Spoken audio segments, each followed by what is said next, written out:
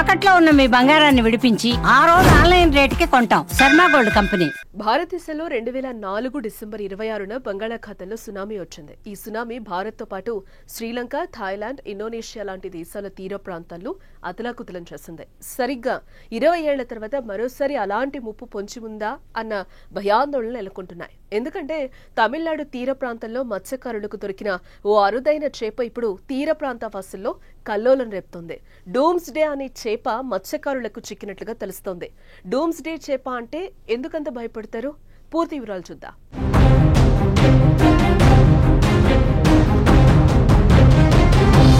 సముద్ర గర్భంలో ఎన్నో రకాల జీవరాశులు జీవిస్తూ ఉంటాయి. అందులో అరుదైన చేప జాతులు ఎన్నో. కొన్నిసార్లు తీరానికి సమీపంగా వచ్చినప్పుడు లేక జాలర్ల వలలకు చిక్కినప్పుడు వింత చేపలు, ఇతర జలచర జీవులు చూసి ఆశ్చర్యపోతూ ఉంటారు. సముద్రంలో చేపల వేటకు వెళ్లిన తమిళనాడు జాలర్లకు ఓ అరుదైన జాతి వింత చేప వలలో చిక్కింది.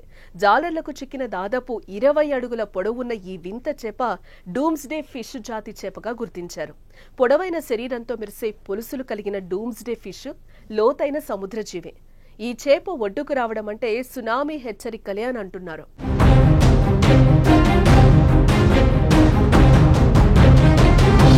సముద్రంలో 200 మీటర్ల దిగువ నివసించే డూమ్స్ డే చేపలు అరుదుగా తీరానికి కొట్టుకొస్తూ ఉంటాయట. తస్మానియా, న్యూజిలాండ్లోని డునెడిన్, క్రైస్ట్ చర్చ్ సమీపంలో 3 ఓర్ ఫిష్లు కనిపించాయి. నవంబర్లో కాలిఫోర్నియా బీచ్లో, ఫిబ్రవరిలో మెక్సికోలో పసిఫిక్ తీరంలో, ఇటీవల ఆస్ట్రేలియా తీరంలోకి కొట్టుకొని వచ్చాయి. ఈ చేపలు ఒడ్డుకు కొట్టుకొస్తున్నాయంటే ఖచ్చితంగా ఏదో ప్రళయానికి సంకేతమే అని అంటున్నారు.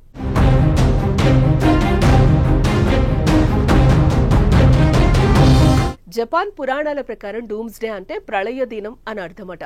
ఏదైనా విపత్తు రాబోయే ముందు ఈ అరుదైన చేపలు తీర ప్రాంతంలో కనిపిస్తూ ఉంటాయట. Messenger of the sea God గా దీన్ని జపనీయులు భావిస్తూ ఉంటారు. ఇలాంటి చేప తీర ప్రాంతానికి కొట్టుకొచ్చిందంటే అక్కడి ప్రజలు సునామీ వస్తుందన్న భయంతో వణికిపోతారు. ప్రస్తుతం తమిళ జాలర్లకు చిక్కిన డూమ్స్ చేపకు సంబంధించిన ఓ వీడియో సోషల్ మీడియాలో వైరల్ అవుతోంది. 2011 జపాన్లో సముద్రం లోపల భూకంపం సంభవించి సునామీ విరుచుకుపడ్డానికి ముందు కూడా ఇలాంటి చేపలు సుమారు 20 తీర ప్రాంతాల్లో కనిపించాయి. అప్పటి నుంచి ఈ చేపలు ఒడ్డున కనిపిస్తే విపత్తు సంకేతాలుగా భావిస్తూ ఉంటారు.